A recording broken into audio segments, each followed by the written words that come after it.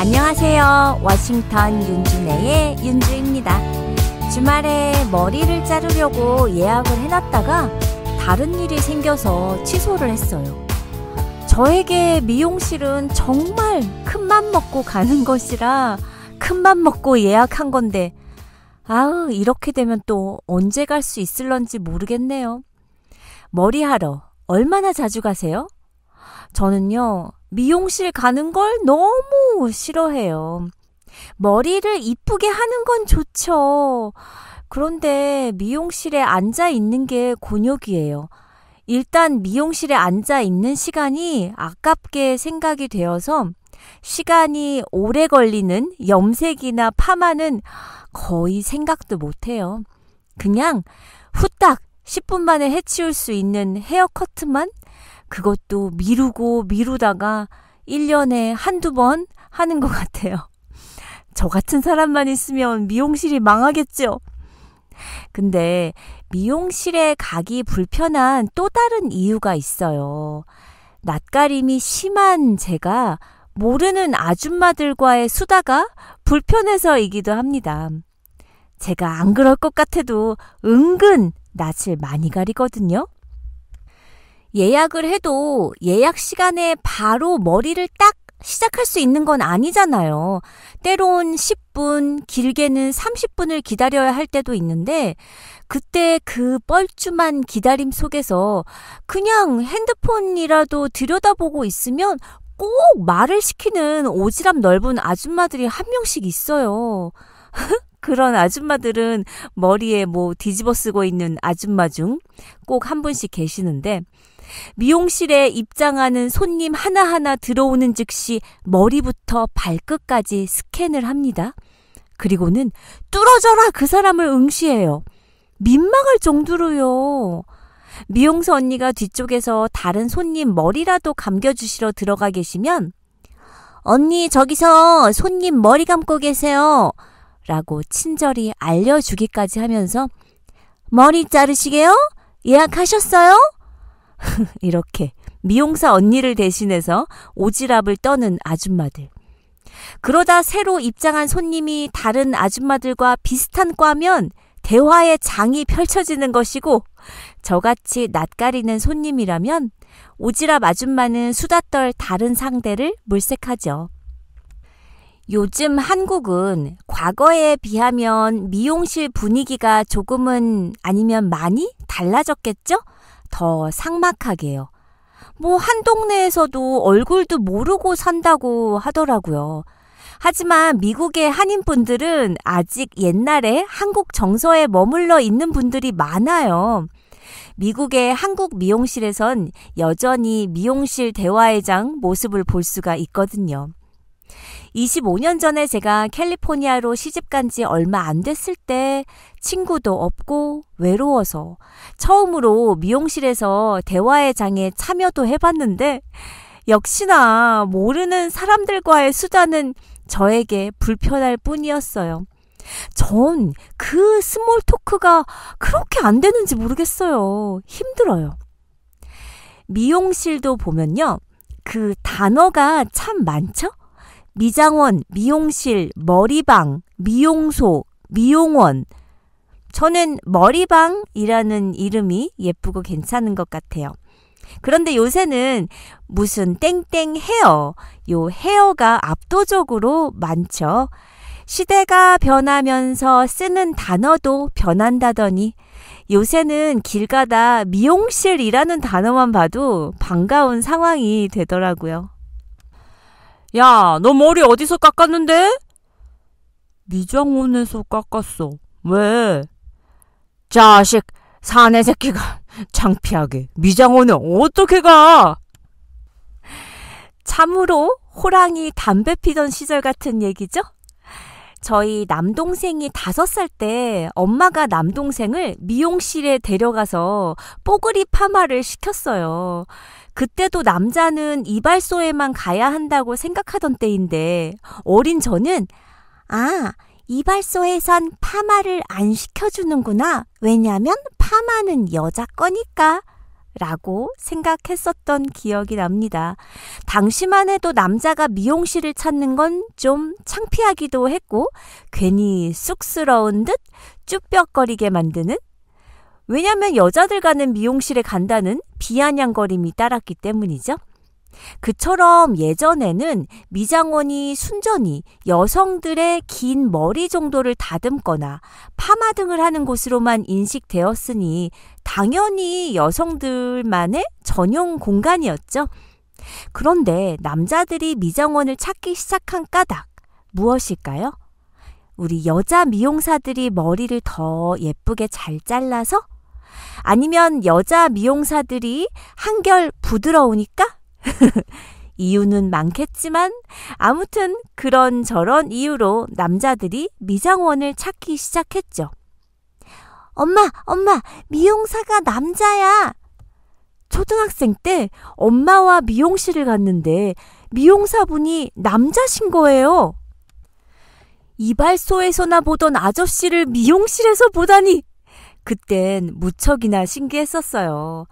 사실 우리 사회가 급변하기는 하지만 당시 80년대까지도 성 역할을 바꾸는 직업을 가진 사람을 찾아보기 힘들 때였잖아요.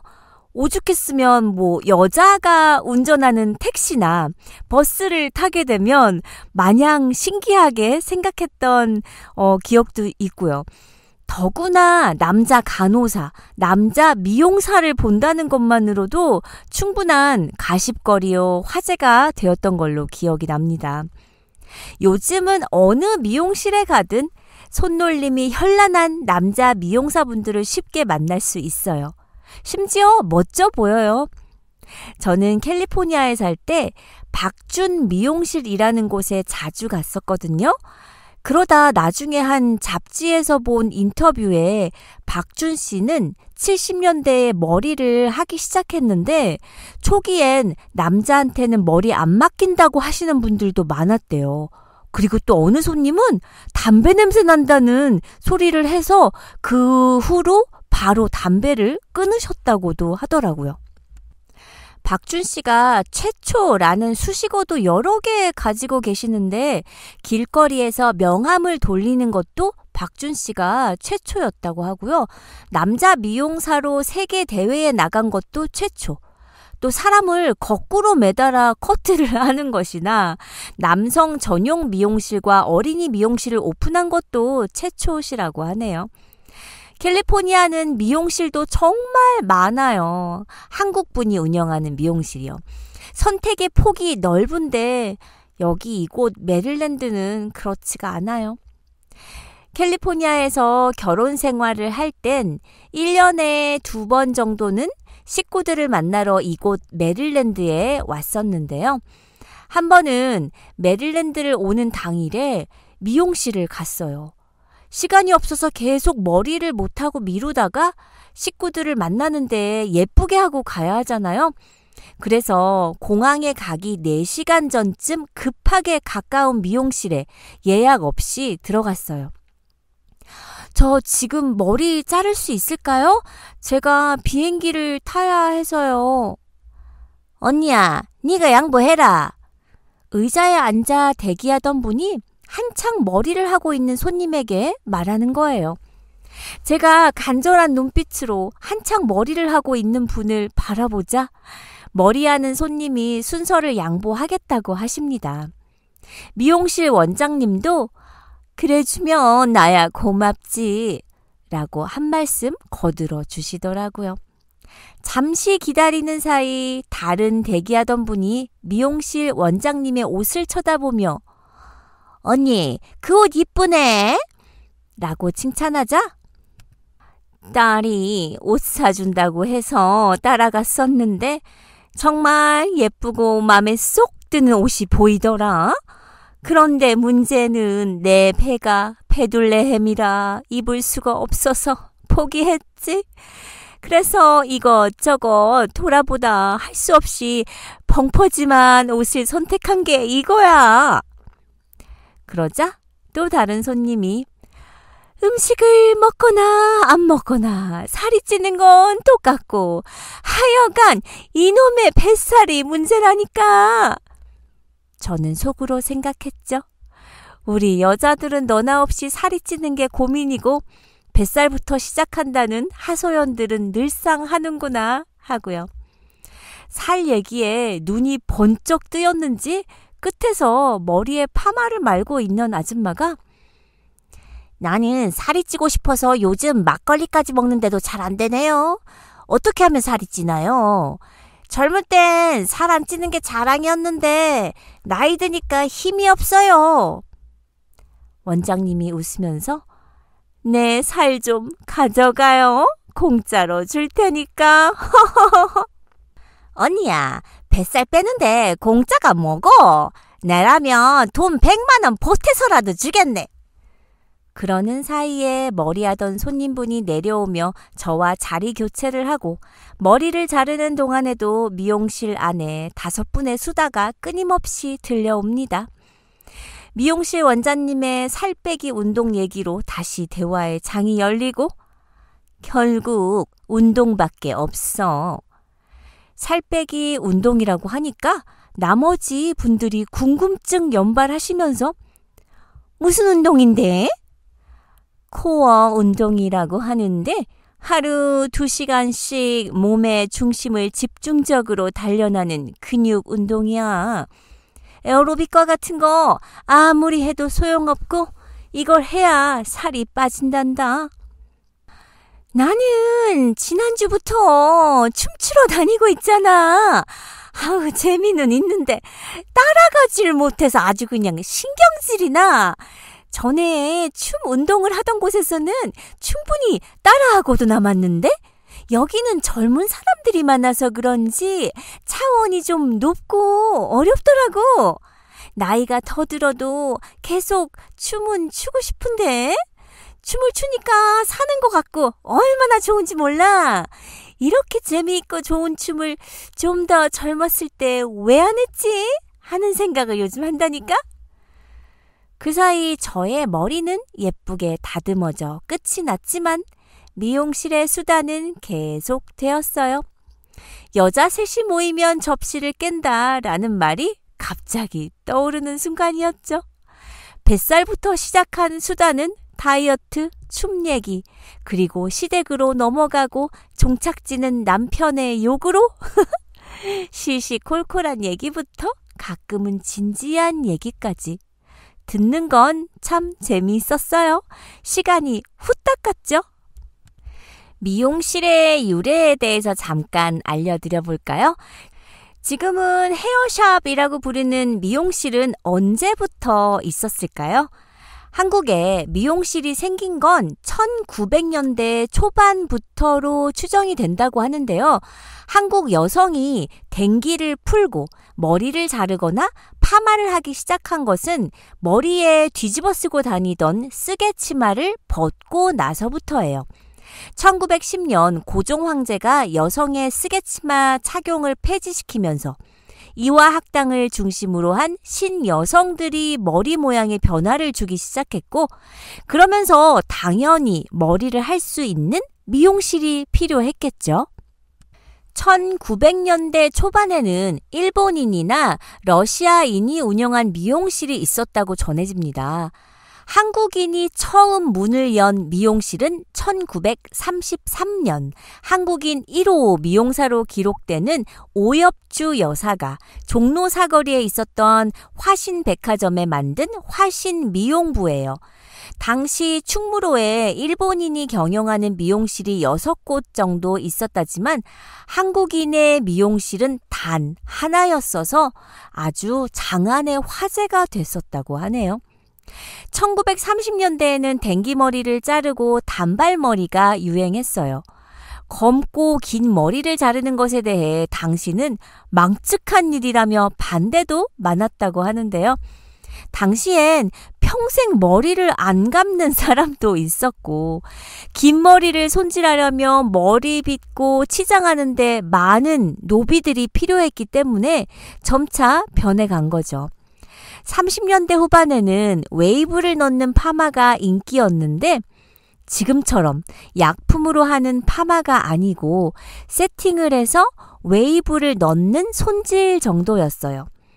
오엽주 여사의 화신 미용부에는 일본에서 가져온 드라이어와 미용기기가 있었고 가스 난방으로 더운 물이 나올 만큼 최신 시설이었다고 합니다. 당시 미용실에서 가장 인기가 있었던 건 바로 샴푸인데요. 지금은 상상도 할 수 없는 일이지만 당시 대부분의 사람들은 1년에 한두 번 목욕을 했는데 머리를 따로 감기는커녕 평생 동안 아예 감지 않는 사람도 많아서 머리에 비듬과 이가 득실득실 거렸다고 해요. 해서 머리 감기는 화신 미용부의 중요한 시술 메뉴였다고 합니다. 샴푸 전 비듬을 터는데도 30분 정도가 걸렸는데 오마이갓. 이것도 아무나 할 수 있는 게 아니고 미용부에서 1년 정도 비듬 터는 기술을 배운 후에야 손님을 받을 수 있었다고 하네요. 당시는 샴푸만을 원하는 손님이 많았는데 샴푸 비용은 당시 돈으로 1원 50전에서 2원 정도였는데 파마가 20원. 20원이면 쌀을 한두 가마 살 수 있는 돈이었다고 하니 샴푸 가격이 꽤나 비쌌던 거죠. 제가 90년대에 도미니카 공화국에 간 적이 있었어요. 그때까지만 해도 도미니카 공화국에 이렇다 할 미용실이 없었어요. 많은 관광객들이 레게 머리를 하고 있어서 미용실도 없는 것 같은데 어떻게 했을까 참 궁금했죠. 저도 하고 싶었거든요. 상가 거리를 돌아다니고 있는데 웬 아줌마가 저를 잡더라고요. 그러더니 책자를 보여주는데 메뉴판 같은 그곳엔 레게 머리처럼 촘촘히 머리를 딴 여러 스타일의 사진이 있었어요. 가격도 당시 200페소 정도였던 걸로 기억을 하는데요. 200페소면 5불 정도 가격이니 엄청 싼 가격이었죠. 아줌마를 따라가니 커다란 나무 그늘 아래 자리를 잡으시더라고요. 그곳이 미용실이 된 거예요. 머리를 얇게 한 가닥씩 따는 작업이라 시간은 2시간 정도 소요가 되었지만 고무줄 이외엔 아무 도구도 필요 없었고요. 그렇게 아주 마음에 드는 펑키한 레게 머리를 생전 처음 해봤죠. 그리고 일주일 정도 후에 머리가 지저분해질 때쯤 바닷가에서 놀고 있는데 또 다른 아줌마가 다가오더니 머리를 다시 할 거냐고 묻는 거예요. 그렇게 바닷가 모래사장에 앉아서 2번째 레게 머리를 했답니다. 하지만 2번째 레게 머리는 제 마음에 안 들어서 다시 풀르고 다시 해달라고 요구를 했어요. 진상이라고 아마 생각했을 거예요. 진상 얘기가 나와서 말인데요. 어떤 손님이 미용실 진상인가요? 팁 적게 주는 손님? 예약도 안 하고 꼭 바쁠 때 와가지고 자기 먼저 해주면 안 되냐고 조르는 손님? 다 하고 마음에 안 든다고 컴플레인 하는 손님? 많겠지만요. 제가 가는 단골 미용사 언니가 그러시더라고요. 다 하고 마음에 안 든다고 해서 다시 해줬는데 환불 요구하면서 완전 진상 떨고 환불 안 해줬더니 나쁜 리뷰 올리는 사람이라고요. 요새 세상은 리뷰 중요하죠. 나쁜 리뷰는 아무래도 타격이 있어요. 그날 바로 제가 별 5개 리뷰를 써드리고 제 친구한테도 부탁해서 하나 또 쓰게 하고 나쁜 리뷰가 빨리 뒤로 밀려나게 도와드렸던 적이 있었네요. 제가 그 미용실에 단골이 된 이유는 딱 하나. 미용실 언니 손이 어찌나 빠른지 오래 앉아있는 거 못하는 절 위에서 진짜 초스피드로 헤어컷을 10분도 안 걸리는 7분에 제 머리를 항상 마음에 들게 잘라주셨어요. 근데 보면 미용사분들도 나랑 맞는 사람이 확실히 있더라고요. 요즘같이 바쁜 세상 속에 미용실에서만큼은 사람들이 여유를 찾은 모습이 보여요. 아줌마들의 사랑방이죠. 한 심리학 연구에 따르면 미용실의 80% 이상의 미용사 직원들이 손님과 진솔한 이야기를 나눈 경험이 있다고 대답했어요. 웬만한 의료시설보다 감정을 치료할 수 있는 곳 아닐까요? 대화를 하고 힐링을 하는 현상은 나이가 듦에 따라 더 자주 발생하는데, 이는 인간이란 사회적 동물이 얼마나 소통을 간절히 원하는지를 보여줍니다. 외국에서는 이런 치료를 살롱 테라피라고 부르기까지 해요. 이렇게 병원에 가서 아픈 사람이라는 오명을 쓰지 않고도 집 근처에서 공감해주는 사람을 만나는 것은 어쩌면 미용실이 우리에게 가져다주는 행복 아닐까요? 네 집 딸내미가 결혼을 했는지, 네 집 개가 강아지를 몇 마리 낳았는지, 네 집이 새 집을 장만했다더라 등 지금도 미용실에선 세상 사는 이야기로 가득할 겁니다. 워싱턴 윤준에도 더 재미있는 세상 사는 이야기로 돌아올게요. 우리는 다음 시간에 만나요.